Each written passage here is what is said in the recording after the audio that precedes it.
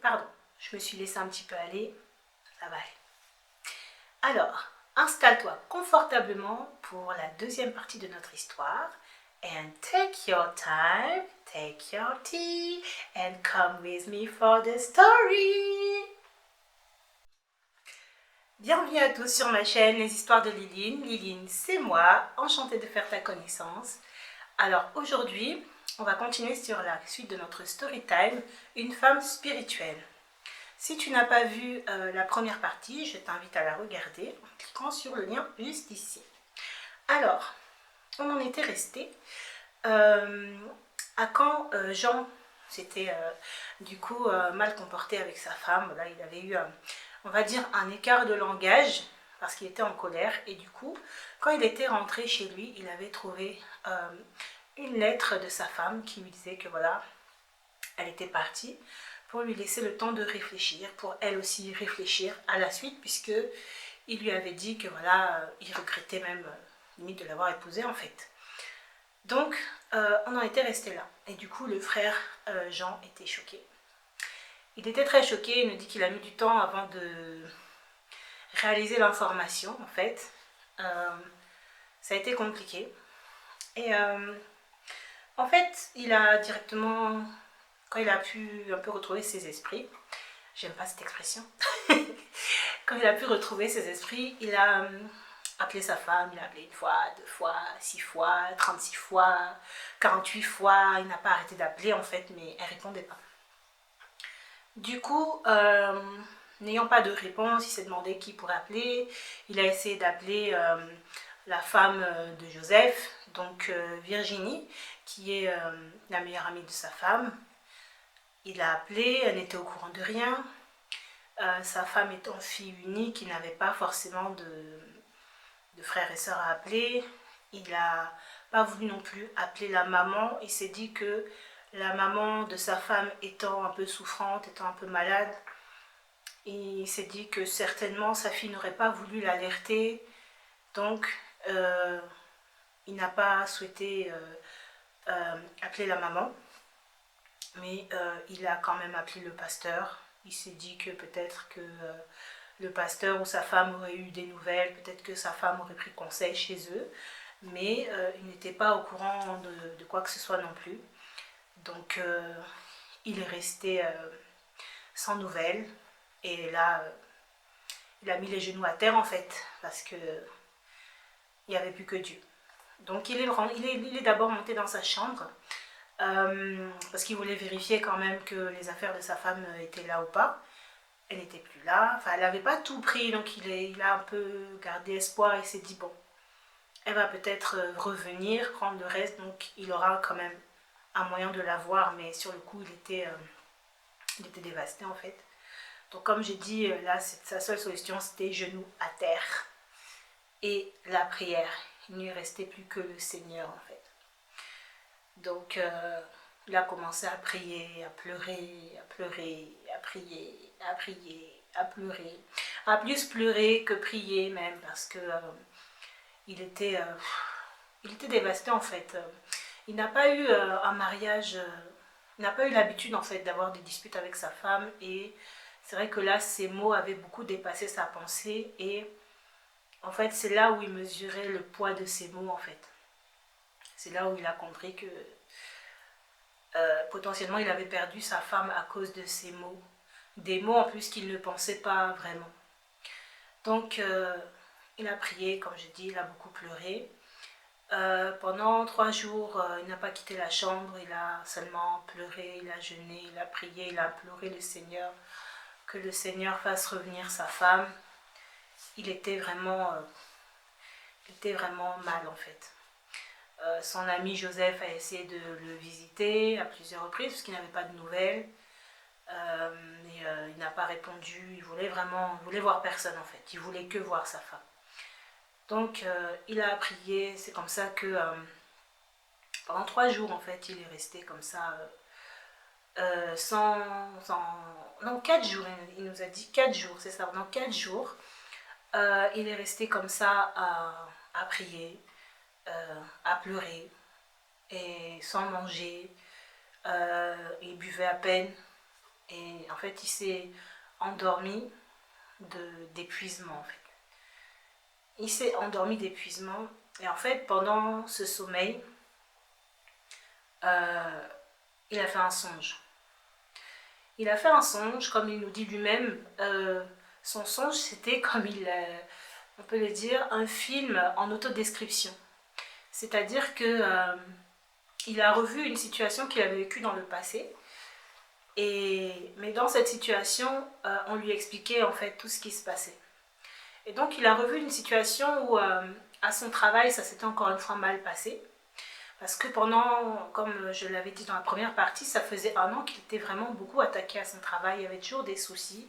Pourtant, c'était quelqu'un qui ne posait pas de problème, travaillait très bien. Ses supérieurs n'avaient pas forcément de réprimande à lui faire. Mais à partir de ces 1 an-là, il a commencé vraiment à être attaqué. Toujours, il y avait des choses, soit qui disparaissaient, soit on l'accusait, soit il y avait toujours un truc en fait. Et donc il s'est retrouvé dans ce songe. Donc lui en fait, comme je dis, vraiment pour lui c'était comme un film où il revivait la scène mais en tant que spectateur en fait. Et du coup il se revoyait en train de rentrer du travail. Et donc il est rentré du travail et il n'était pas bien parce que un dossier important avait disparu. Et ce dossier-là, c'était très important quoi. Et c'est lui qui était en charge du dossier encore une fois. Donc ça posait problème, donc il est rentré, et voilà, sa femme a vu qu'il allait pas bien, donc il a expliqué à sa femme, etc. Comme d'habitude, elle l'a écouté d'une oreille attentive, mais il nous dit que pendant ce songe-là, du coup, comme je vous dis, il voyait de manière extérieure et il pouvait aussi entendre les pensées de sa femme. Et il voyait que sa femme était très calme, elle ne disait rien. Mais il entendait que dans son cœur, en fait, elle priait, elle demandait au Seigneur, Seigneur, montre-moi le problème, montre-moi. Qu'est-ce qui ne va pas? Où est passé ce dossier? Elle demandait les choses comme ça au Seigneur. Et quand il a eu fini d'expliquer le cas à sa femme, qui lui a demandé, qui lui a dit, voilà, qu'est-ce qui n'allait pas, elle lui a posé une seule question. Elle lui a demandé, quelle est la couleur de ce dossier? Ça lui a paru étrange, la couleur du dossier, pour lui, ça n'est pas important, mais il a répondu comme ça, il a dit, le dossier, il est dans une chemise jaune. Donc, voilà. Vous savez, les chemises jaunes, là, en plastique, mais avec les élastiques rouges. Donc, c'était dans ça qu'était le dossier. Du coup, comme d'habitude, elle a juste posé cette question.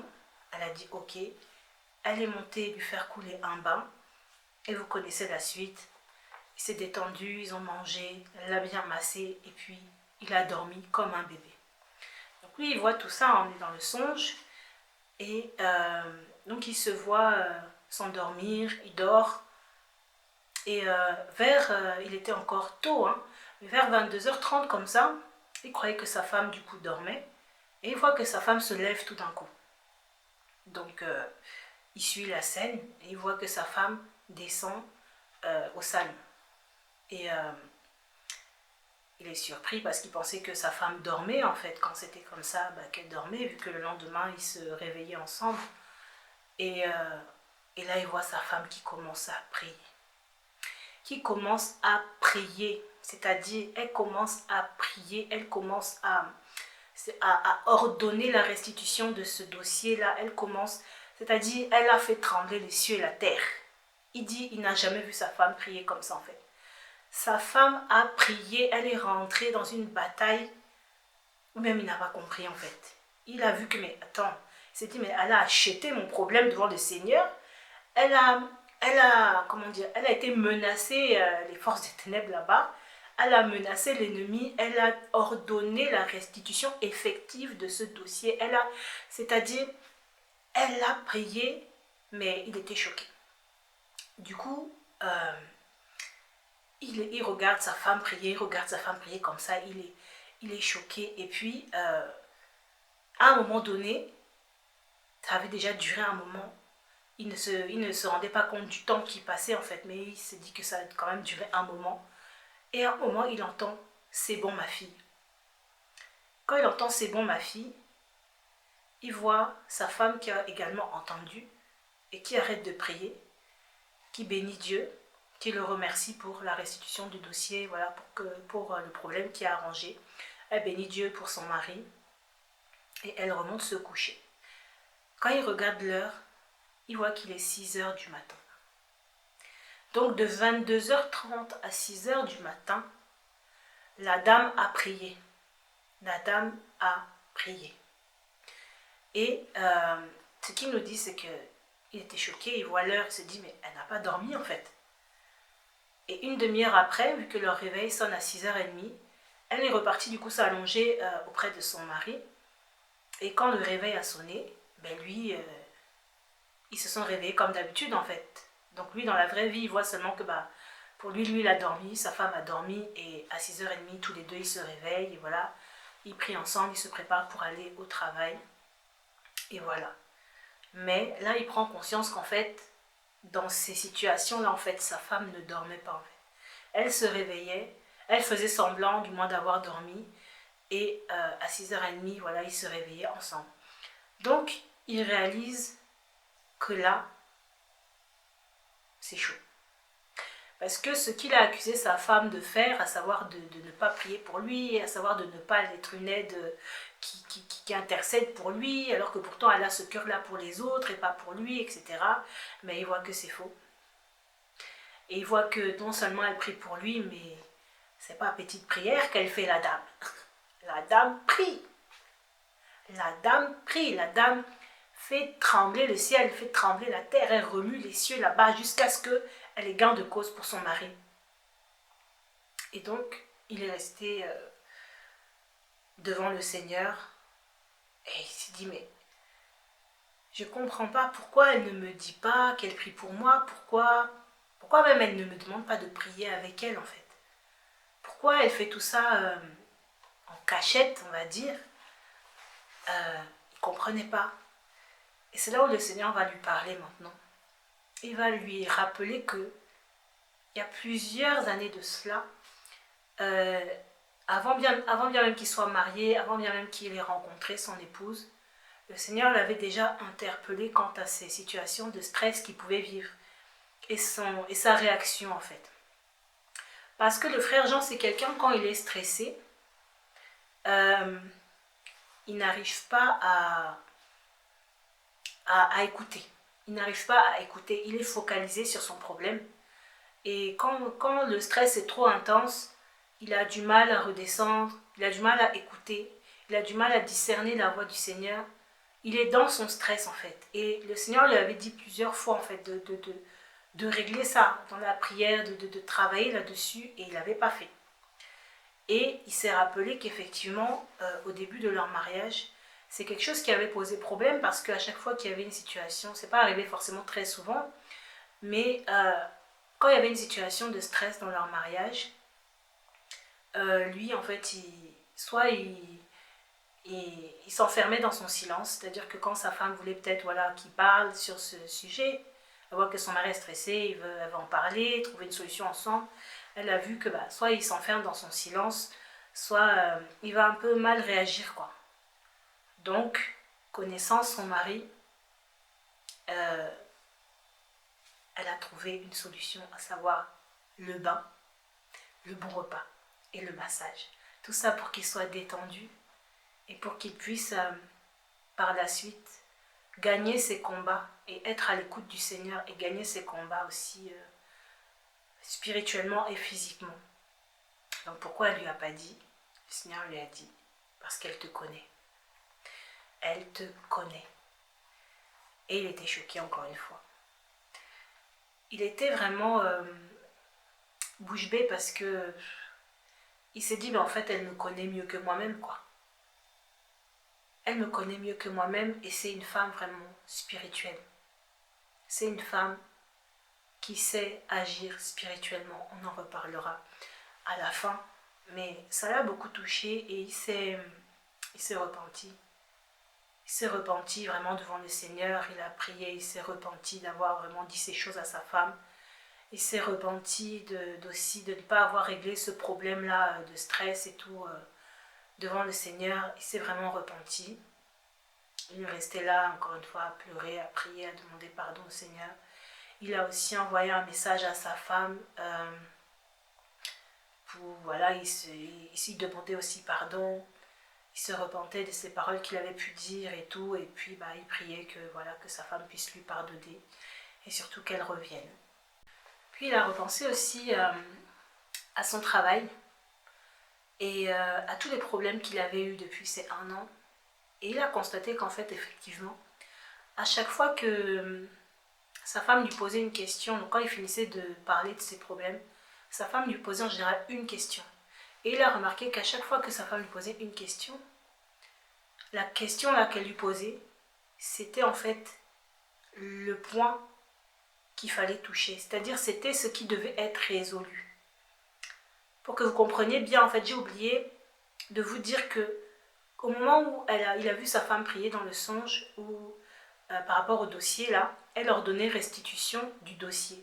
Et en fait, au moment où elle ordonnait cette restitution là, et avant que le Seigneur lui dise c'est bon, il a vu une vision où il voyait quelqu'un habillé en noir, enfin tout de noir, il voyait une ombre quoi, venir redéposer le dossier. Et en fait, le dossier avait été changé de couleur, c'est-à-dire que normalement, le dossier était donc dans une pochette jaune avec les élastiques rouges. Et en fait, ça avait été mis dans une chemise toute rouge. Donc, il a vu que la personne a posé la pochette rouge, a enlevé les papiers qui étaient dedans et a remis en fait dans la pochette jaune avec les élastiques rouges. Donc, il a vu effectivement la restitution. Et il a compris qu'en fait, effectivement, quand sa femme lui posait ces questions, c'était pas juste pour poser une question, c'était vraiment que elle était dans l'esprit à ce moment-là et que le Seigneur lui parlait du problème, de ce pourquoi il fallait prier en fait. Le Seigneur l'aiguillait vraiment sur de ce pourquoi il fallait prier. Et c'est pourquoi elle était très spécifique dans ses prières. Et la sœur Catherine, là, c'est quelqu'un. C'est quelqu'un. Donc, il a prié comme ça, comme j'ai dit, il s'est repenti, il a envoyé un message à sa femme. Et pendant 3 jours encore, il est resté à la maison. Du coup, il n'allait plus au travail vu que on ne voulait plus de lui, donc il était vraiment à la maison. Mais il nous dit qu'en fait, finalement, une fois que il a eu tout confié au Seigneur, il a remis sa femme entre les mains du Seigneur, il a fait confiance à Dieu en fait. Il s'est dit, voilà Seigneur, j'ai remis mon mariage entre tes mains. C'est pas pour divorcer, voilà, je sais j'ai fauté, mais voilà Seigneur, je te fais confiance. Parle au cœur de ma femme. Et en fait, il a passé 3 jours où le Seigneur lui a vraiment parlé. En fait, ça a été comme une retraite pour lui. Il était seul. Il a pu vraiment passer du temps avec le Seigneur lui a parlé, le Seigneur l'a réprimandé, le Seigneur l'a enseigné. Et ça lui a vraiment fait du bien en fait, ça l'a vraiment restauré, il avait besoin encore de guérison dans certaines choses. Enfin vraiment, ça a été au final, ça a été un bon moment pour lui. Et au bout de ces 3 jours, donc en tout, elle était partie, je crois, 1 semaine, un peu plus d'1 semaine. Et elle est revenue. Elle est revenue et du coup, il a imploré son pardon, il s'est mis à genoux, il a imploré son pardon. Et puis, ils ont discuté, ils ont eu une longue discussion. Et puis, sa femme lui a dit qu'en fait, elle ne lui en voulait pas. Elle avait compris qu'il avait parlé sous la colère, même si c'est vrai que ces mots lui avaient fait mal. Mais elle avait compris et elle était juste partie pour lui laisser le temps, en fait, de mesurer, en fait, le poids de ces mots. Et pour que ça ne se reproduise plus parce que Il avait été quand même loin dans ses paroles. Et elle voulait juste lui laisser le temps parce qu'elle savait que de toute façon, il était à un tel niveau de stress que là, même si elle disait quoi, il n'allait pas écouter en fait. Et effectivement, c'est ce qu'on a vu, c'est qu'avant, il était, même ayant conscience de ce qu'il avait fait, en fait, il était tellement focalisé sur son problème de travail qu'il se disait, je vais régler ça plus tard, je vais régler ça plus tard, et ça aurait pu être trop tard. Donc, ils ont parlé, par la grâce de Dieu, ils se sont réconciliés. Et ensuite, voilà, le frère nous dit que au travail aussi, ça s'est arrangé. Parce que, souvenez-vous, sa femme lui avait posé une question le jour où il avait parlé de son problème. Elle lui avait demandé est-ce qu'il n'y a pas une autre personne qui est au courant de l'affaire? Et en fait, oui, il y avait une autre personne au courant de l'affaire et c'était le directeur adjoint lui-même qui en fait avait fait fuiter l'information pour le contrat parce que voilà, il avait une espèce de business avec une autre entreprise. Donc le lendemain, en fait, ils ont prié, lui et sa femme, le soir même. Et le lendemain, on l'a appelé et on lui a dit que tout était réglé, que voilà, on lui expliquait l'histoire du directeur adjoint, que c'est le directeur adjoint qui avait fait la faute, c'était pas lui. On lui demandait pardon, on lui demandait de bien vouloir revenir. Et on lui a offert une belle prime pour, voilà, en guise de dédommagement. On lui a offert une belle prime. Et il nous dit que avec cette prime, il a offert un beau voyage à sa femme et lui au Sénégal parce que sa femme avait toujours voulu y aller. Voilà pour l'histoire. On va maintenant passer au conseil. Comme je dis, je ne raconte pas des histoires juste pour raconter des histoires. C'est aussi pour qu'on puisse être édifiés ensemble, qu'on puisse être conseillés ensemble. Parce que souvent, justement, les histoires des uns, les casseroles des uns nous permettent d'éviter de tomber dans les mêmes choses, d'avoir nos propres casseroles. Donc, c'est important qu'on puisse trouver en toute chose une édification. Alors moi, j'ai retiré quelques conseils de cette histoire et je t'invite aussi, si tu as des conseils, si tu as des choses que tu as vues aussi dans cette histoire que tu peux nous partager, qui t'ont interpellé, je t'invite à les mettre en commentaire. Alors, le premier conseil, c'est de savoir reconnaître une femme spirituelle, justement. Parce que beaucoup de frères, et même des sœurs, vont regarder une autre sœur en se disant « Waouh, elle est spirituelle ». Parce qu'elle prie beaucoup, parce qu'elle prie fort, parce qu'elle a des dons, elle manifeste des dons. Et c'est vrai, c'est spirituel. Ce sont de bonnes choses et c'est spirituel. Mais au-delà, en fait, de ça, il y a des choses qui peuvent nous paraître, sur le coup, charnelles, mais en vrai, elles sont spirituelles.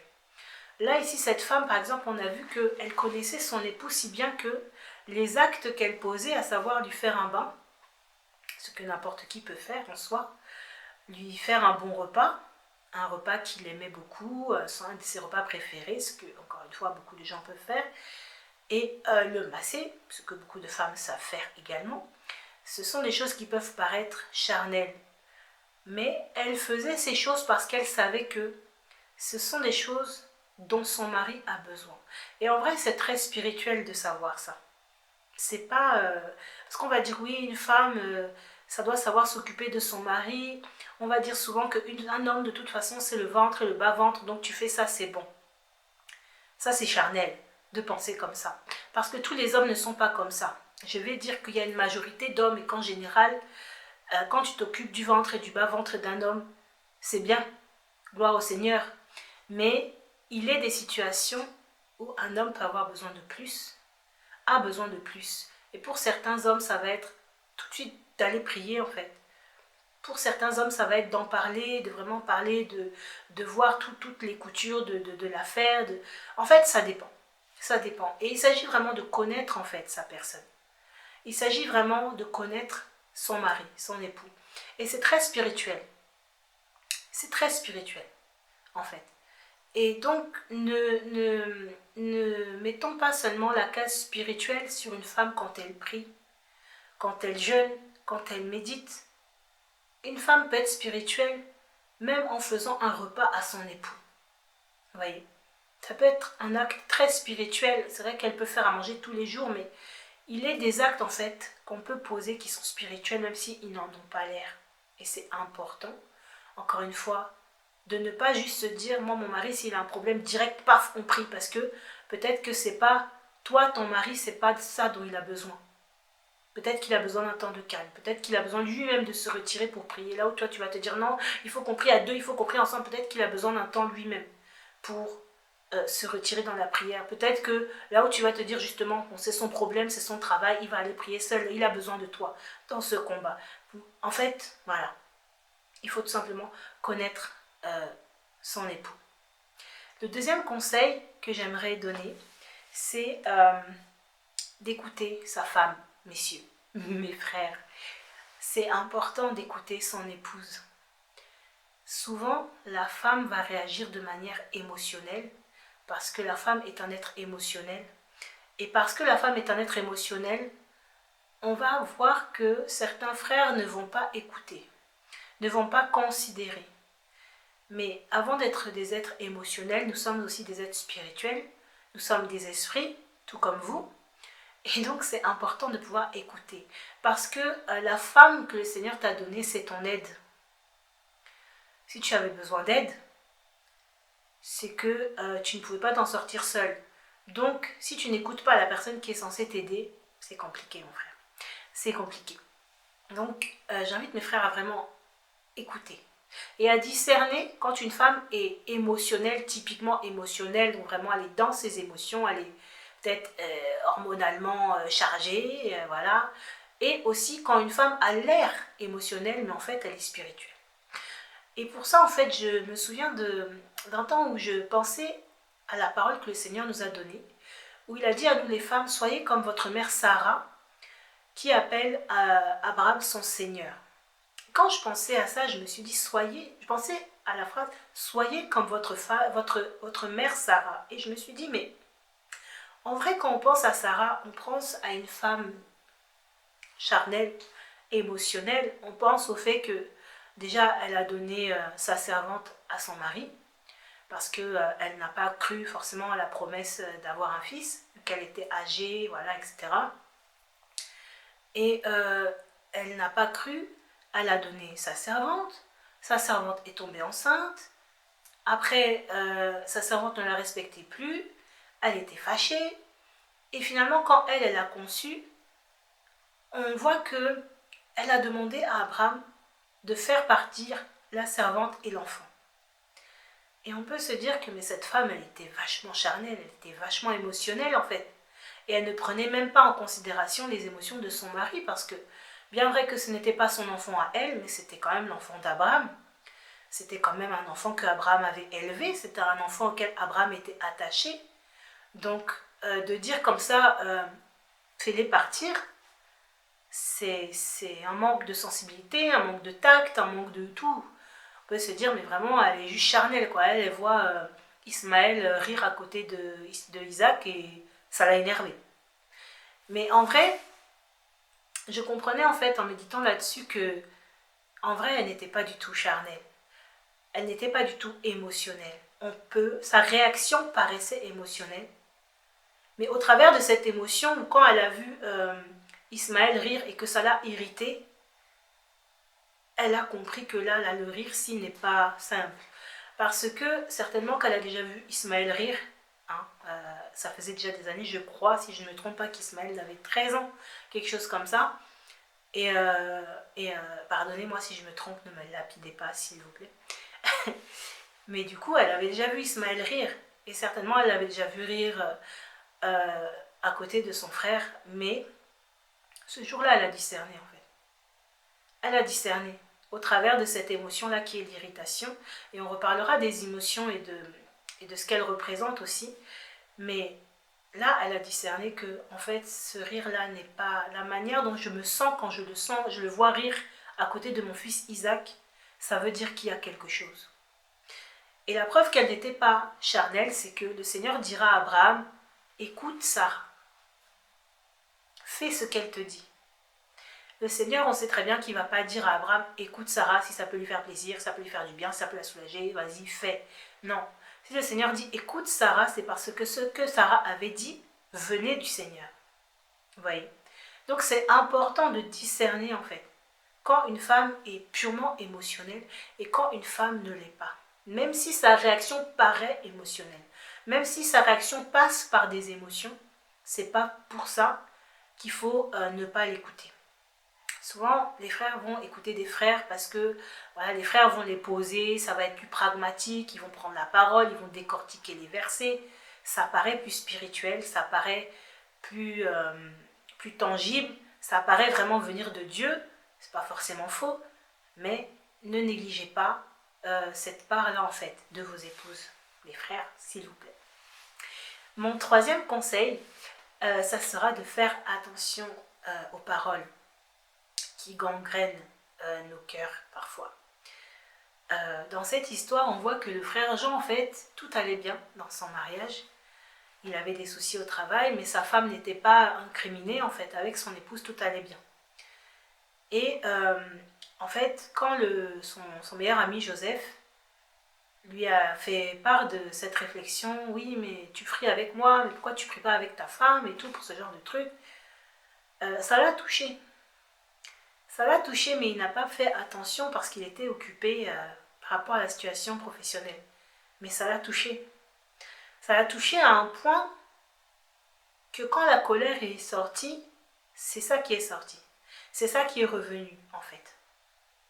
Parce qu'il avait négligé, tout simplement. Il aurait dû se demander, bon, mon frère me dit ça, mais est-ce que réellement c'est ça? C'est vrai que, sur le coup, quand j'arrive, que je présente l'affaire à ma femme, elle ne prie pas pour ça, sachant pourtant que c'est une femme de prière, c'est une femme d'intercession. Mais est-ce que ma femme donc ne prie pas du tout pour moi? Est-ce qu'elle s'en fiche? Il aurait pu, en fait, formuler cette interrogation et l'emmener jusqu'au bout. Et pourquoi pas en parler à sa femme, ou bien prier par rapport à ça. En parler à sa femme, mais je ne comprends pas, quand je t'explique quelque chose, pourquoi tu ne pries pas? Et ils en auraient parlé tout simplement. Vous voyez? Mais à la place de ça, il a juste posé ça dans un coin dans son cœur, mais c'est resté, et ça a apporté un mauvais fruit en fait. Et c'est sorti malheureusement dans la colère, et ça a porté des mauvaises paroles. Donc faisons attention en fait, quand il y a quelque chose, quand on entend une parole, ou quand on a une pensée, parce que ça peut aussi être une pensée, qui vient et qui nous dérange, qui nous pose question, qui nous interpelle, ben ne faisons pas l'autruche en fait. Traitons ça directement à la racine, parce que ça peut gangréner et ça peut devenir autre chose. Et mon quatrième point, ce sera justement les paroles aussi qu'on dit dans la colère. Parce que là, le frère, il a parlé à sa femme dans la colère. Et la parole nous dit que la vie et la mort sont au pouvoir de la langue. La parole peut tuer. C'est vrai, des coups, ça peut tuer, ça peut blesser, ça peut faire mal, ça peut laisser des marques. Mais des paroles, ça laisse des marques dans le cœur. Ça peut laisser des marques qui sont indélébiles en fait. Ça peut vraiment tuer quelqu'un. Là, on a vu vraiment que sa femme, bien qu'ayant compris qu'il était en colère, ça l'a quand même blessé. Au point où elle est partie.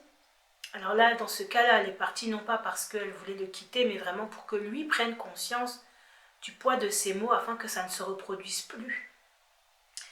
Mais des fois, quand tu parles trop tôt, ta bouche est prompte à parler. Après, quand tu mesures le poids de tes paroles, c'est déjà trop tard. Tu as déjà blessé, tu as déjà tué. Et pour revenir en arrière, c'est compliqué. Alors on a la grâce d'avoir le Seigneur, de pouvoir aller devant le Seigneur pour qu'il guérisse nos cœurs. Mais avant toute chose, on a la maîtrise de soi. On a la maîtrise qui nous permet de ne pas dire tout et n'importe quoi, peu importe si on est en colère, peu importe si on a raison, peu importe si on veut faire asseoir notre avis. C'est pas en disant des choses mauvaises, des choses qui peuvent blesser, qu'on va y arriver. Il faut vraiment maîtriser nos paroles. Voilà un peu les 4 conseils que j'ai pu retirer de cette histoire. Je pense qu'il peut y en avoir d'autres.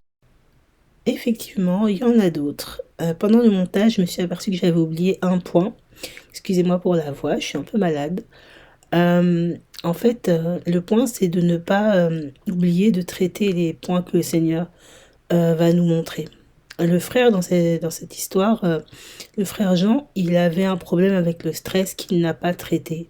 Pourtant, le Seigneur lui avait déjà parlé de ça, bien avant son mariage, et pendant son mariage, ça l'a rattrapé. Donc, même si par la grâce du Seigneur, il avait une femme qui arrivait quand même à l'aider, mais ça aurait été bien que il puisse traiter ça avant le mariage. Maintenant, qu'il puisse le traiter après, c'est pas non plus grave. L'essentiel, c'est de le faire. Mais voilà un peu ce que je voulais rajouter. Comme je l'ai dit, si tu en as d'autres, n'hésite pas en commentaire. Je serai ravie de les lire. Je serai ravie voilà, qu'on puisse échanger en commentaire. Dis-moi ce que tu as pensé de cette histoire. Et à la prochaine. Bisous. T'adorer, glorifier ton nom, t'adorer.